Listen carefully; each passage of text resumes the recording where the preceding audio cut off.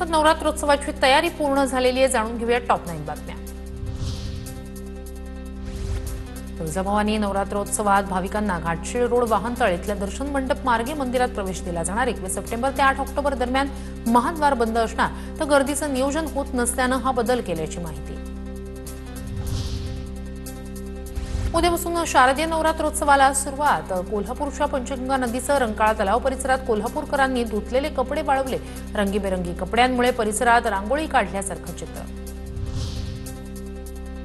सप्तशृंगी गडावर शारदीय नवरात्रोत्सवाच्या पार्श्वभूमीवर प्रशासन सज्ज। नवरात्रोत्सव काळात मंदिर दर्शनासाठी 24 तास खुलं राहणार। 9 ते 10 लाख भाविक देवीच्या दर्शनासाठी येणार असल्याचा अंदाज। या काळात गडावर खासगी वाहनांना बंदी।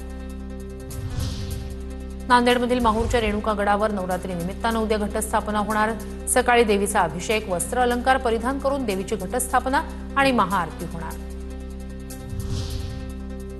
नागपूरच्या कोराडीमधील जगदंबा महालक्ष्मी मंदिरात नवरात्रोत्सवाची जय्यत तयारी सुरू। मंदिरात यंदा 5551 घंटा बसवण्यात आल्या। भाविकांच्या सुरक्षेसाठी विशेष व्यवस्था।